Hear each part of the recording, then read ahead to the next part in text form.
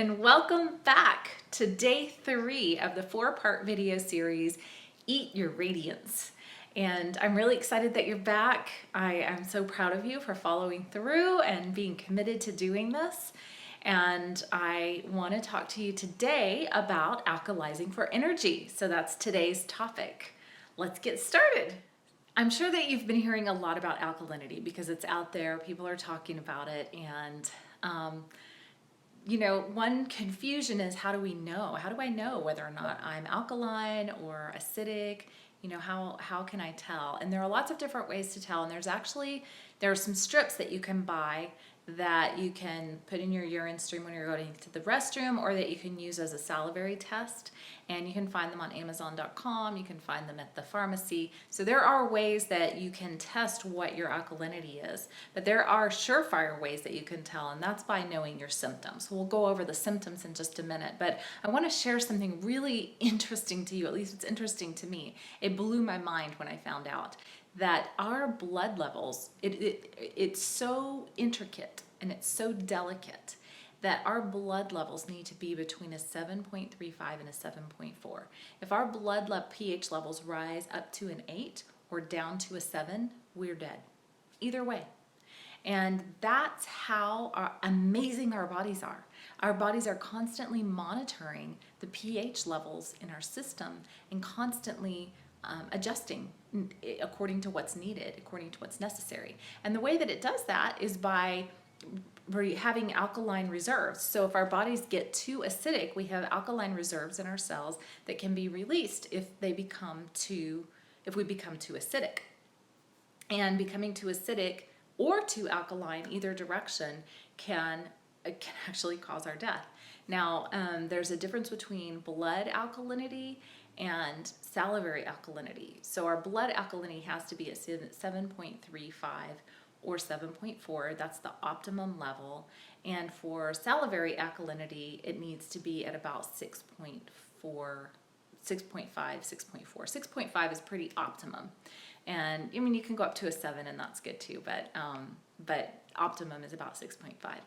So that tells you a little bit about our blood alkalinity levels and our salivary alkalinity levels. Oh, there's one thing I wanted to tell you about. Tony Robbins has these amazing, incredible events, and one of his events is called Unleash the Power Within, and it's phenomenal. If you ever get a chance to go, absolutely go. I mean, don't even make it a chance. Like, if you're interested in growing as a human being, go to Unleash the Power Within. You will grow exponentially by the time you walk out. But one of the things that he says is about alkalinity is one of the highest priorities of your body is to make sure that the alkalinity throughout your body remains at a level to support cellular life. So going back to what we talked about in video 1, we talked about the structure and function of your cells. And so we're going back to the cellular level again. We're going to those little balls and thinking about what needs to happen in order for your cells to support your system structurally and functionally. So I mentioned just a few minutes ago that there are certain symptoms that let you know whether or not you're acidic. If you are acidic, you probably tend to have less energy. So your energy levels tend to be a little bit lower. Maybe you feel fatigued and tired very often. Another indication is having muscle spasms. So if you have muscle spasms, and there are specific reasons for that, I'll go over that in just a minute. Your oxygen levels, like your breathing, is going to be heavier. So you have a harder time taking in air, and maybe you sigh often or yawn often. That's a good indication that you're more acidic, on the acidic side. And just generally having a hard time taking air into your body. So your oxygen levels, as a result of that, your oxygen levels in your blood are going to be lower. Those are the main symptoms that you might experience if your body is a little more acidic. Some of the consequences of being acidic are that you tend to be overweight because your cells can't function properly. They're not releasing the fat stores and releasing the fat. They're holding the fat in, unfortunately.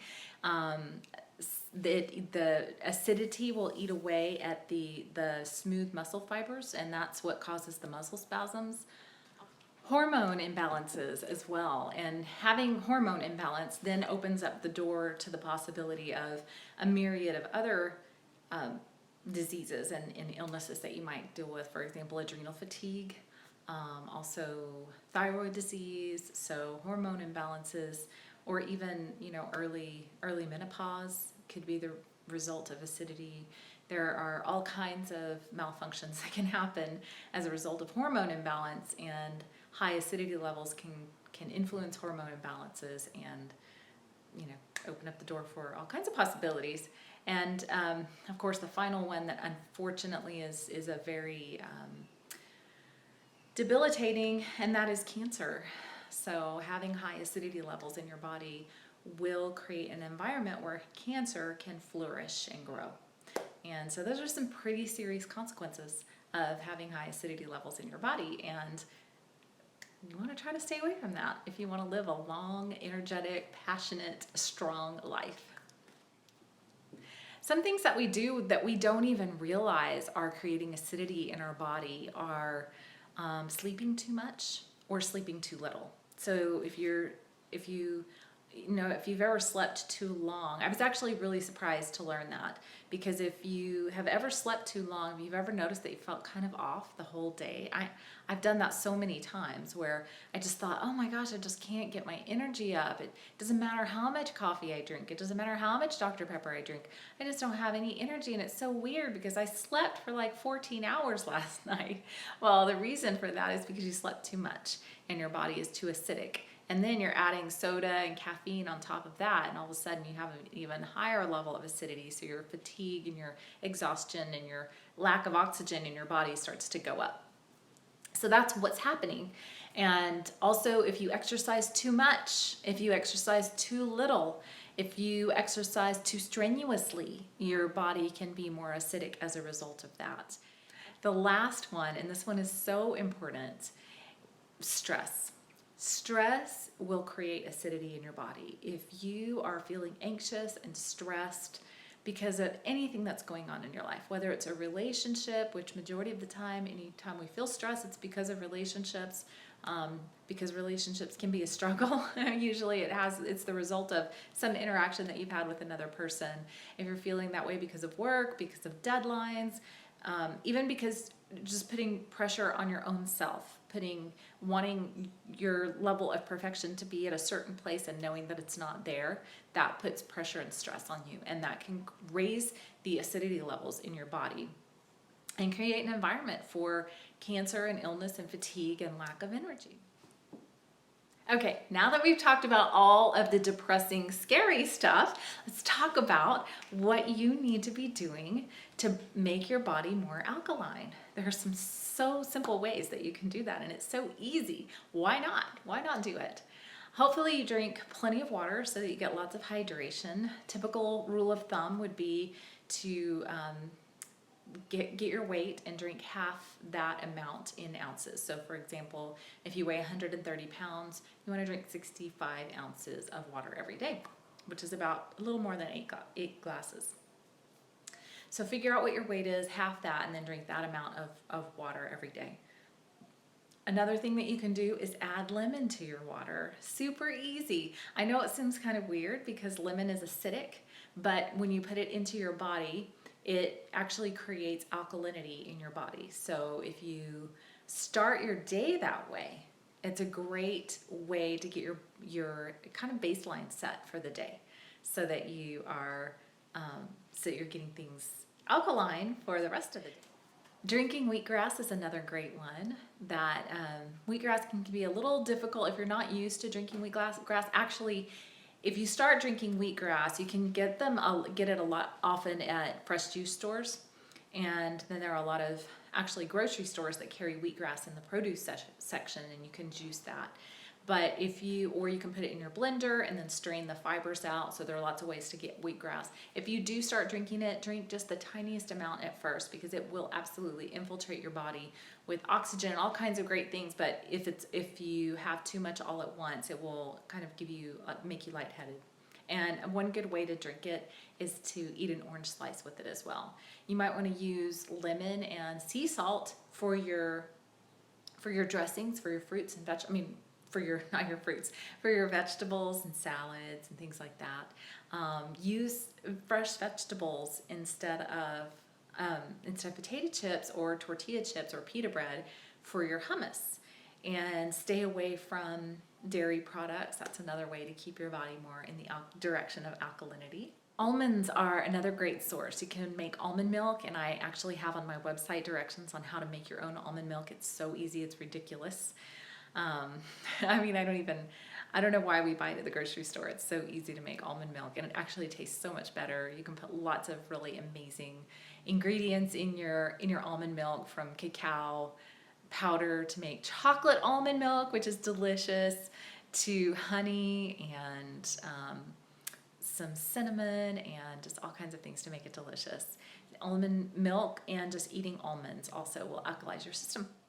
Hopefully you will be getting started first thing tomorrow morning. Drink a big glass of water with lemon in it and get your alkalinity levels at the right place and start to feel more energetic. You deserve it. If you are interested in working with me on a one-on-one level, if you've been listening to these videos and you thought, I really would like to have more conversation with this lady, I would love to talk with you. I've said in the other videos, I would love to hear more about how you're doing. If you are alkalizing and you want to share with me what's happening with your body, I'd love to hear from you, Anna@healthyandaware.com. If you're interested in working with me more on a one-on-one basis, then please feel free to write me as well, and I'll send you my packages and what I have, what your options are for working with me on one-on-one. And if you would just like to know more, please visit my website. I'm actually working on my website. It should be way more beautiful than it is right now. I'm a little embarrassed to even tell anybody what my website is, healthyandaware.com. But feel free to go there, check out a few things, and then I'm looking forward to sharing my brand new website for you when I get it done, hopefully in the next month or so. I hope that you have a great day today. So grateful that you listened, and be empowered through health and awareness.